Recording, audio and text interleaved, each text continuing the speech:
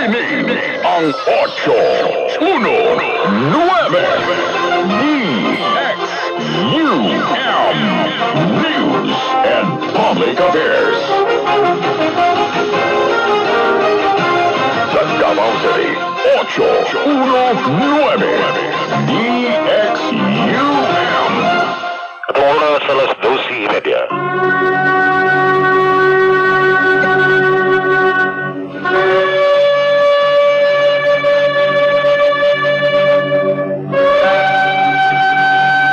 Shalom Aleichem, mayong hapon na sa kanina naman sa hindi kami na welcome sa Balik Hebrew program din sa DQM Radio Kay 819 kHz sa oras alas 12:30.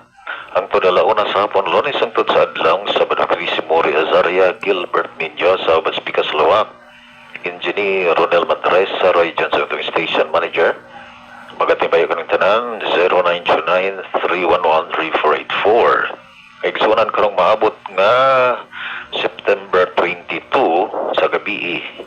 Lunes sa gabi, ipahigayon ang Rosh Hashanah celebration.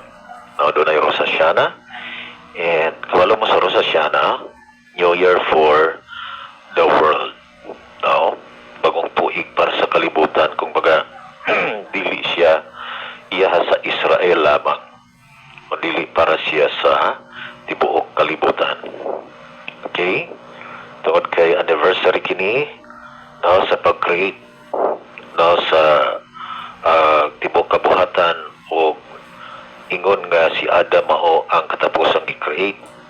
Siya ang gibasihan sa maong kalendaryo, no, nagsugod sa iyaha ang paghihap, no, sa tuig. Okay? So kini kay mausab ang panahon nga diin gi-judge si Adam. Nahimo kini siya nga basihan nga sa Rosh Hashanah maghimo siya siyam of judgment para sa kalibutan. In the book of Psalms 81:4-5, blow the shofar in the new moon as the ordinance for Israel and the judgment day of the Elohim of Jacob. So this is the judgment, misfat in Hebrew. No? So mao kini ang day of judgment.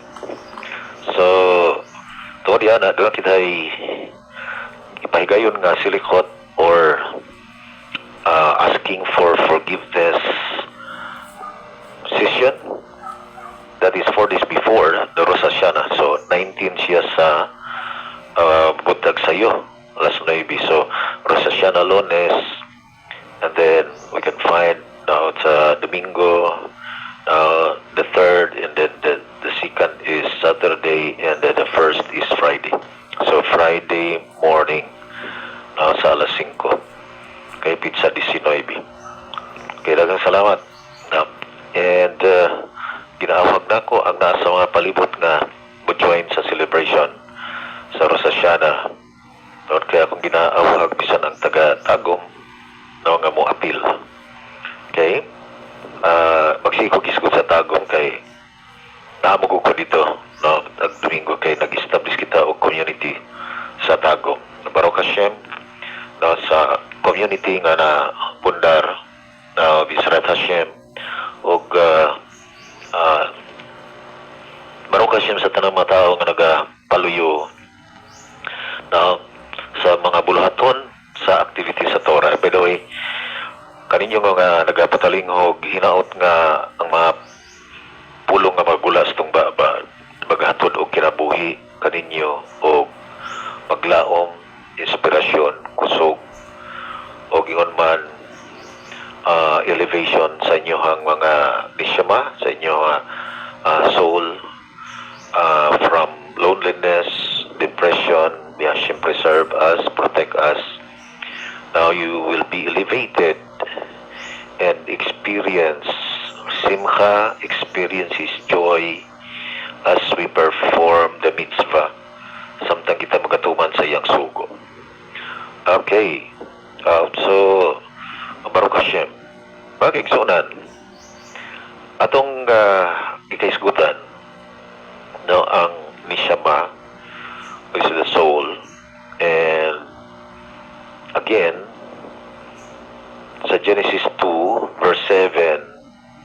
adunay tulo ka levels sa soul nga gisgutan.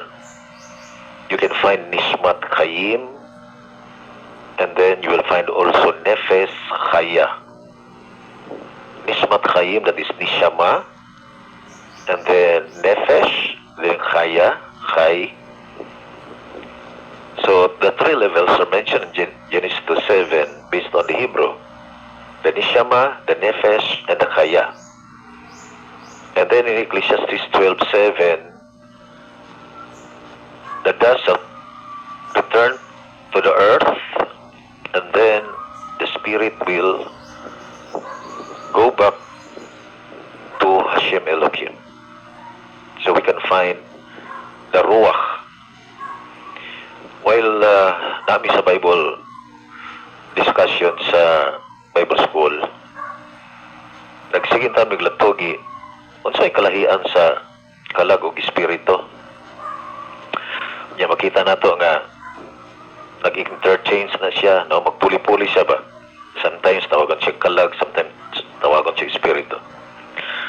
But in the Jewish understanding, ruach, which is translated sometimes as wind or spirit, is a part of the soul. Kabahin siya sa soul, o naa siya sa right ventricle of the heart, and then connecting to the vital organs of a person. Okay? So kita siyang ruach. So it is another level of the soul. Ruach. And then the fifth level is in the book of Psalms 22 verse 21. You will find in English, my life.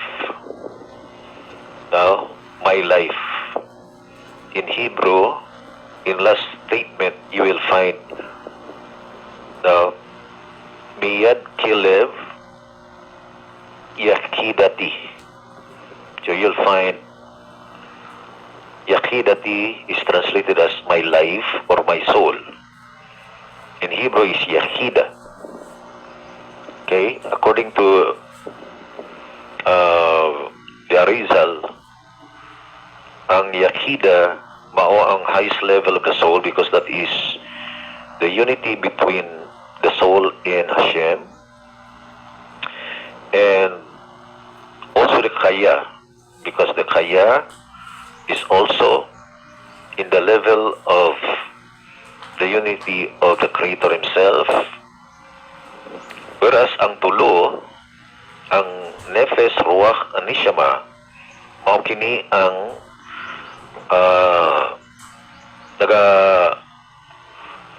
naga-manifest sa ato ang mga expressions every day. Okay? Karon, tungod kay ang Nishama, kini siya gikan sa infinite source, infinite creator. Therefore, the Nishama also is infinite. And only the Torah can feel it and can satisfy it. In fact, in the book of Psalms 19 verse 8, Turat Hashem Tamima Mishivat Nafesh.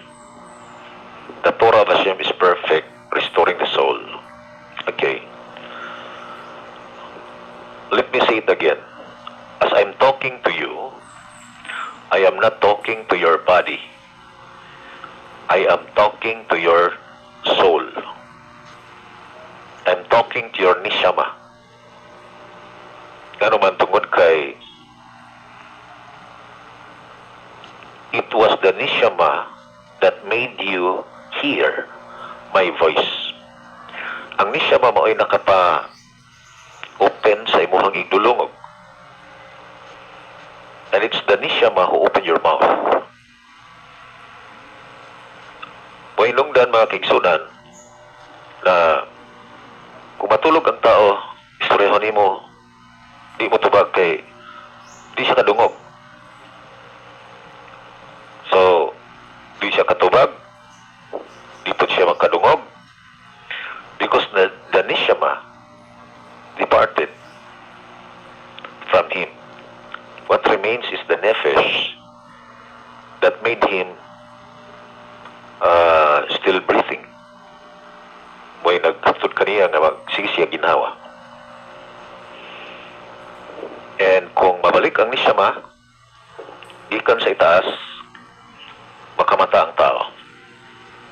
O ma-restore siya, coming back to his normal condition. So, the moment we talk to someone, we are talking to the soul, we are talking to the neshama.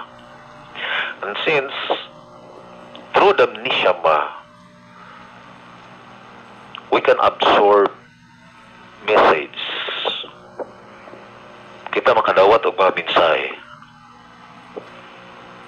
And then we can communicate also. We can express what is inside of us. Ato ma-express kung sa nasa sulod nato. Ug ato ang ma-share kung matagpasawan, ato mabaligya ang ato ang mga opinion at mga ideas ngadto sa uban. Tungod ana mga kaigsunan, usa sa mga katuyuan nga gihatag ang Torah, just to let us know that only the Torah can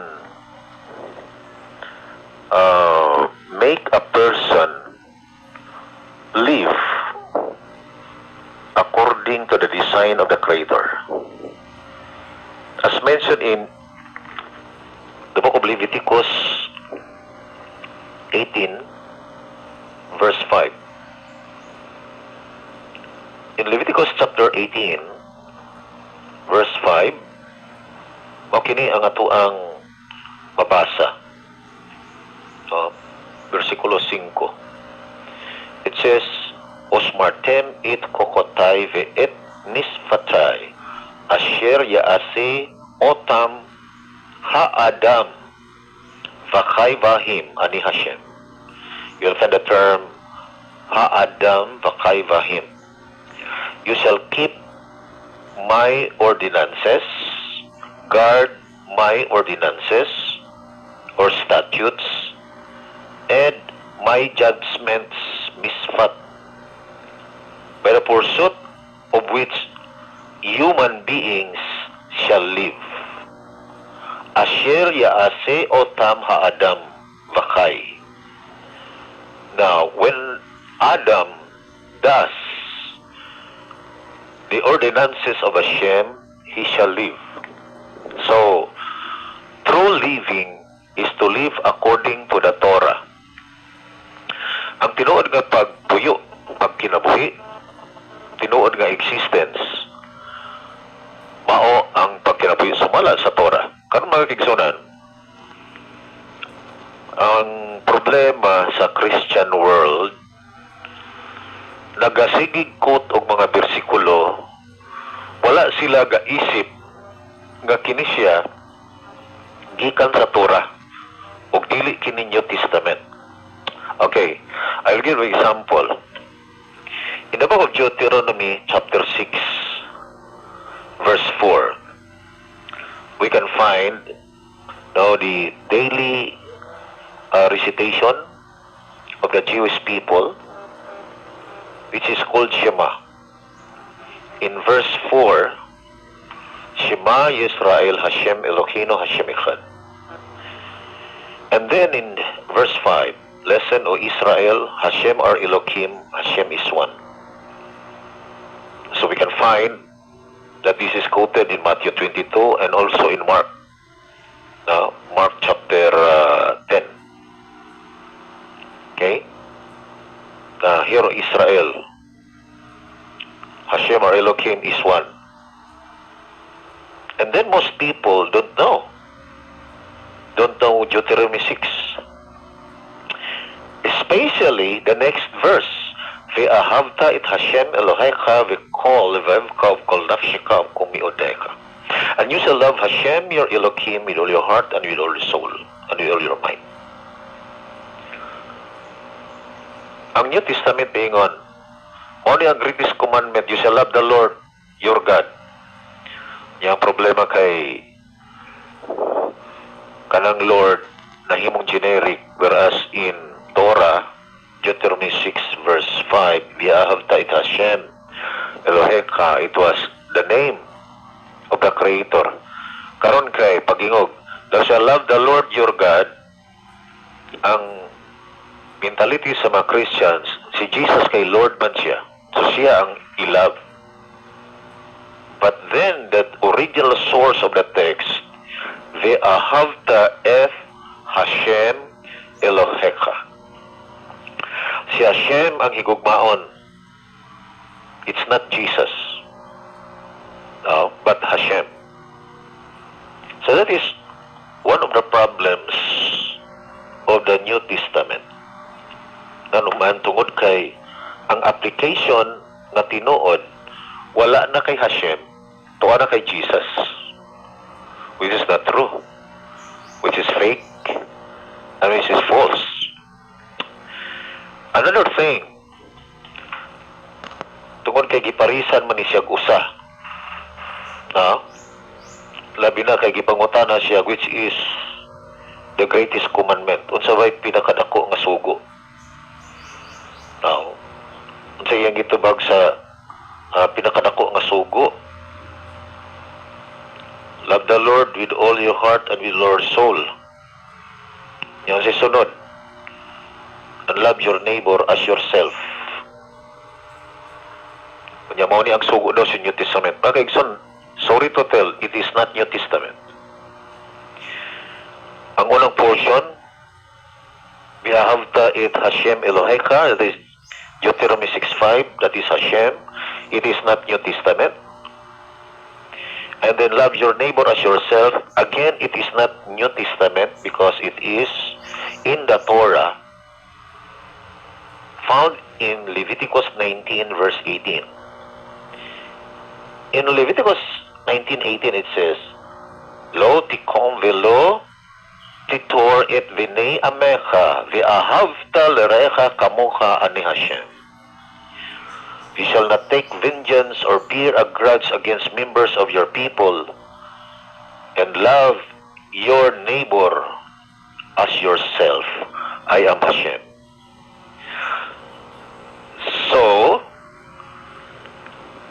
tama gitong giingon sa mga rabbis na all wonderful are not new, and all new are not wonderful. Ang tanang mga wonderful dili bago, ug tanang bago dili wonderful. It is already stated in the Torah. Kung baga mangutana ka, who is the source of it? Ang mga sages manudlo moingon, before you believe anything, you need to question who is the source of the thing?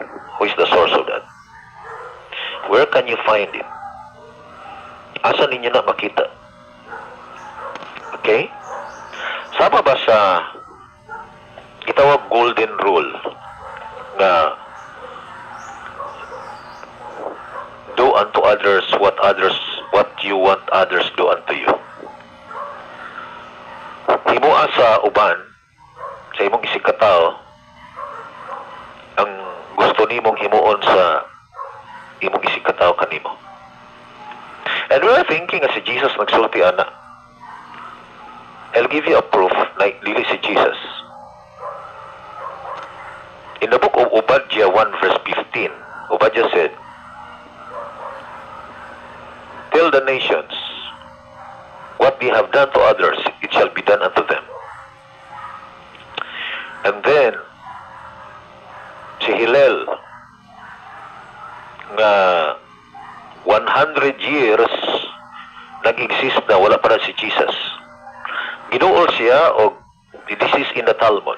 Giduol siya og usa ka Gentile. Mingon, convert me to Judaism. Tell me the entire Torah while I am standing with my 1 foot. Tudloin akong Torah nga nagatindog ko sa right heel. ni Shammai. So dito siyang Hillel. Kasi sulti ni Hillel. What you don't want, don't do it to others. Kung sa dili nimo gusto, ayaw himo sa uban. And the rest is commentary. This is the entire Torah. So, wala pa na si Jesus, nana na siya, nga gitawag golden rule. And that is Torah. So you cannot say, hindugan nimo nga New Testament na nga teaching. Kanang love the Lord with all your heart, with all your soul, and with all your might, and love your neighbor as yourself. Don't tell me that is New Testament. That is Torah. That is Torah. Another thing, daghang kayo memory verse sa mga bata. Yan din, Episo 6:1. Children, obey your parents in the Lord, for this is good, and shall live long. Mga kaigsunan, ukot na versikulo, Ephesians 6:1. Children, obey your parents in the... Mga kaigsunan, Exodus 20, verse 12 na siya. It is a part of the Ashirit Hadivarim. No, that is the 5th commandment. Na honor your father and your mother, and you shall live long in the land. Inyong tahoron ang inyohang, in Hebrew that is kaved et aveka et emeka. You need to honor your father and your mother, and shall live long. Ang problema, madungga na ito, yung Episo 6:1. That is Torah. No, that is Torah. That is not New Testament.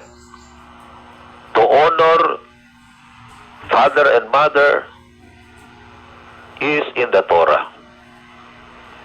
Iyahan na sa Torah. So, makita nato na asa dyan ang source. Aron nga ang atong ni Shammai, siya maka dawat o proper guidance so that the expression of the soul nga mao ang iyang garment, it must align to the will of heaven. Ang iyang mga expressions nga mao ang iyang sinina, o ang sinina sa kalag mao nga ato ang thoughts, our thought life, ang ato ang mga panghuna-huna, the way we think upon the Creator, upon your neighbor, upon yourself. The way you think, that is the garment of the soul. O kana siya ang sinina sa kalag. And then our speech. In Hebrew, ang thought is makshava. In plural, makshavot. Munang makasabot. And next is divurim, our speech. Another expressions of the soul is the speech, which is a part of the garment of the soul. Mailhan ang ato ang sulod, pinagi sa atong sinultihan. If you are talking Torah, mailhan ka nga ikaw madlukon ni Hashem. Mailan ka nga ikaw nakaila kay Hashem because you are talking Torah. Nagsikag-isgot og Torah. Nagpasabot nga nakaila ka sa Creator. Nagpasabot ka nga ang Creator o ang Torah usa lang. Through your speech, mailhan ka. Mailhan sab ka na ikaw idolater. Mailhan ka nga idolatros ka tungod sa imong Kay kadtong thought, naaman to sa imuha. The way you think. Pero ang imong speech, madunggan man ka. Madunggan ka sa imuhang mga silingan. Madunggan ka sa imong gisikatao. O kay ikaw ang gasulti, isulti po nila nga ingon anak ka. Pamito na yung mga tao mingo nga, anong imo mo kong gidaot? Nya sa iyara de ito gikan ang istorya. Siya rin gasugod sa istorya. Nya sa diyang girili ang istorya niya ginuagdungagan, ni-react na siya. Ang atong sinultihan, expression sa atuang nishama, sa atong soul, it is one of the garments of our soul. And that is our devorim. That is our speech. Next is the garment of action. The way we act. If you are so kind, and then your action is refined because you study Torah. Simply because of the Torah, you become a refined person. Nahimo kang refined nga tao. And that is the garment of the soul. You are expressing what is inside of you. That makes you, that you can be painted, you can be colored, you can be described based on your action. Huwag mo na mga kaigsunan, nganong may nungdanon ang Torah sa atong soul. Torat Hashem Tamima Bishivat Nafesh. Gikinahanglan ang Torah, and it's not the New Testament but the Torah. Tungod ka ang New Testament, gahagpat-hagpat, unya, idungag-dungagan, ikaltasan ang Torah, which is forbidden. No, daghang dagdag bawas para ng Acts 7:14 to 16. Kay tulo ka dagdag bawas ana. 75 daw ngadtog Egypt nga pamilya ni Jacob niya, stinta ra di na pa ngalan ng stinta, kinsa ka ng 5. Ikaduha, gilubong daw si Jacob sa Shechem niya sa Genesis 50:13, dito man siya gilubong sa Makpila. Malayo man na kaayo. No. And then, ipalit daw ni Abraham ang Shechem nga lubnganan. Di man tinuod, Makpila magipalit Abraham. So, makita nato mga kaigsunan na ato jud ta sa genuine. Ngano nagkainginaana ng New Testament, dili man gud siya mao ang original, di man gud sinulat og propeta. Ato ta sa sinulat og propeta na sila gyud nakadungog unya mingon, Ku Abar Adonai. No. So, panahon na mga kaigsunan, no? Balik ta sa Torah for the sake of your soul. Balik ta sa Torah. Walang kita oras mga kaigsunan, kanyang bupapil sa tong Torah classes sa online. Matag Miyerkules sa gabi alas 7 o sa Sabado sa gabi sa alas 7. Karong September 22, Rosh Hashanah, no, mag-usa ta alang sa Silikot 4 days before, magsugod din sa 19.